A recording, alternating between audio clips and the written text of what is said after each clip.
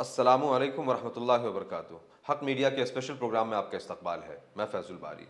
नाजरीन, यूँ तो हम आए दिन कहीं ना कहीं देश में किसी मुसलमान के फॉल्स केस में अरेस्ट होने की खबर सुनते हैं और फिर उसके 2 साल के बाद, 4 साल के बाद और 10 साल के बाद उसके बाइज्जत रिहा होने की भी खबरें हमें सुनने को मिलती रहती हैं। मगर अनफॉर्चुनेटली एक इनोसेंट मुस्लिम को जब किसी झूठे केस में अरेस्ट किया जाता है तो मीडिया जितना ज़्यादा उस केस को कवरेज देती है, जितना उसकी किरदार कुशी की जाती है, उसके कैरेक्टर को असैसिनेट किया जाता है, उसका मीडिया ट्रायल किया जाता है और उसके पूरे कम्युनिटी को जितना जलील किया जाता है, जब वही इंसान बाइज्जत जेल से रिहा होता है तो मीडिया को जितना उसके ऊपर बात करनी चाहिए, जितना उसको कवरेज देनी चाहिए, वो नहीं करते हैं। कल और परसों ट्विटर के ऊपर जो इंसाफ पसंद जर्नलिस्ट और एक्टिविस्ट हैं उनके बीच एक खबर काफ़ी ज़्यादा चर्चे में रही। यह खबर थी एक मुस्लिम खातून की जो कर्नाटका हाई कोर्ट से जिनको बेल मिला है, जिसको पुलिस ने 1.5 साल से यह कह करके जेल में रखा हुआ है कि वो एक पाकिस्तानी सिटीज़न है और हिंदुस्तान में इनफिल्ट्रेट करके आ गई है। सोर्सेस के अकॉर्डिंग खदीजा महरीन नाम की एक 33 साला मुस्लिम विमन को कर्नाटका के उत्तर कन्नड़ा डिस्ट्रिक्ट के भटकल से पुलिस ने जून 2021 में पिछले साल गिरफ्तार किया था। गिरफ्तारी की वजह और उनका गुनाह यह बताया जाता है कि वो एक पाकिस्तानी सिटीजन हैं और हिंदुस्तान में गलत तरीके से आकर के एजेंट्स के थ्रू आकर के 2014 से रह रही हैं, जो कि फॉरेनर्स एक्ट को वायलेट करता है। हालांकि पुलिस ने उनके पास से Aadhaar card, voter ID card, ration card और पैन कार्ड और दूसरे भी डॉक्यूमेंट्स बरामद किए हैं।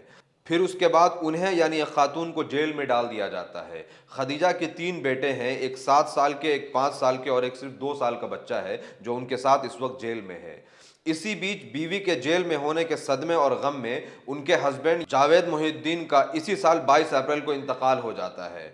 आप यहीं रुक करके इस बात को सोचिए और गौर करिए कि 2 मासूम बच्चे जो 7 साल और 5 साल के हैं, जिनकी मां जेल के अंदर है और उसके सर से बाप का साया उठ चुका है और वो यतीम हो चुके हैं, और फिर वो 2 साल का शीरखार बच्चा जो अपने मां के साथ जेल में है और बाहर उसका बाप अब जिंदा नहीं है।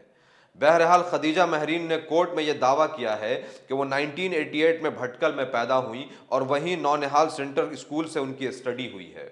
कर्नाटका हाईकोर्ट के जस्टिस शिव शंकर अमर अन्नैयर ने भी इस बात को माना है कि पिटिशनर के खिलाफ यानी खदीजा के खिलाफ कोई प्राइमा फेसिया केस नहीं लगता है, मतलब कोई भी इस तरह के सबूत उनके खिलाफ नहीं लगते हैं और जो तमाम इंटेलिजेंस एजेंसीज हैं वो भी 1.5 साल में उनके खिलाफ कोई एक मजबूत सबूत पेश नहीं कर पाए हैं। जहां तक मैं समझता हूं कि अगर आप वाकईतन कसूरवार हैं और गुनाहगार हैं और क्रिमिनल हैं तो ये जो इन्वेस्टिगेटिव एजेंसीज हैं इनको इतनी पावर हासिल है और इनके पास इतने रिसोर्सेज हैं कि ये सिर्फ 2 दिन में आपके खिलाफ इतना सबूत इकट्ठा कर सकते हैं कि आपको उन सबूतों के बुनियाद पर फांसी हो सकती है या उम्र कैद हो सकती है। अगर ये सब ना भी हो तो एटलीस्ट कोर्ट में आपके कसूर को साबित किया जा सकता है। मगर विडंबना यह है कि 2 साल, 4 साल, 1.5 साल और 10 साल के बाद भी ये जो इन्वेस्टिगेटिव एजेंसीज हैं ये कोर्ट में एक सबूत पेश नहीं कर पाते हैं और फिर लोग बाइज्जत रिहा होते हैं। खैर, कर्नाटका हाई कोर्ट ने उन्हें बेल ग्रांट कर दिया है, मगर इंटरेस्टिंगली और अनफॉर्चुनेटली उन्हें अभी भी डिटेंशन कैंप में ही रहना होगा जहां उन्हें कुछ बेसिक फैसिलिटीज दी जाएंगी।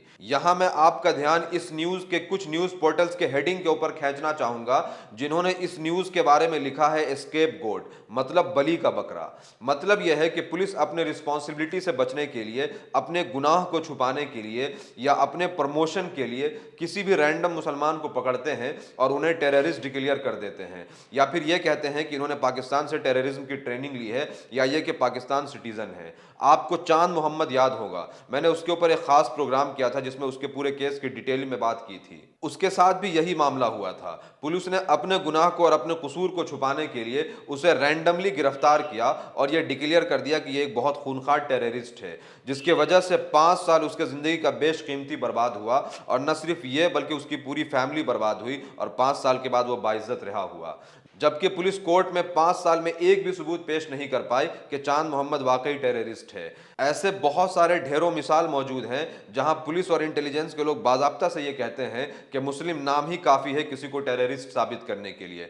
फिर ये बेचारे मुसलमान सालों जेल में रहते हैं और उसके बाद बड़ी मुश्किल से छूट करके आते हैं और अपनी ज़िंदगी जो बर्बाद हो चुकी है, जो उनकी पूरी फैमिली बर्बाद हो चुकी है, उसके ऊपर नादिम होते हैं और परेशान होते हैं। दूसरे दिन उनके बड़े अफसर आए, उन्होंने डीसी ने बोला डील है भाई हमारी, या तो इनकाउंटर कर देते हैं तेरा, कि तेरे जैसे लोग बहुत मरते हैं दुनिया में, कोई फ़र्क नहीं पड़ता हमें, और मुस्लिम नेम ही काफ़ी है दहशतगर्द साबित करने के लिए हमें। या तो हमारे लिए इन्फॉर्मर का काम कर। और इन सब के बीच वो जो पुलिस ऑफिसर्स और इंटेलिजेंस ऑफिसर्स हैं वो इतना बड़ा गुनाह करते हुए, पूरे कम्युनिटी को टेरराइज करते हुए आसानी के साथ अपनी जिंदगी जी रहे होते हैं, कोई उनसे सवाल करने वाला नहीं होता है। ऐसे में जो मुस्लिम जर्नलिस्ट और एक्टिविस्ट हैं उनकी बहुत ज़्यादा जिम्मेदारी है कि वो इसके ऊपर बात करें, इसको डॉक्यूमेंट करें, लोगों को अवेयर करें, ताकि ये जो पूरा एक बहुत ख़तरनाक नेक्सस चल रहा है उसको लोग समझ सकें। उम्मीद करता हूँ ये वीडियो आपको इन्फॉर्मेटिव लगी होगी। इसको ज़्यादा से ज़्यादा शेयर करें। कमेंट में ज़रूर बताएं कि वीडियो आपको कैसा लगा। Thank you.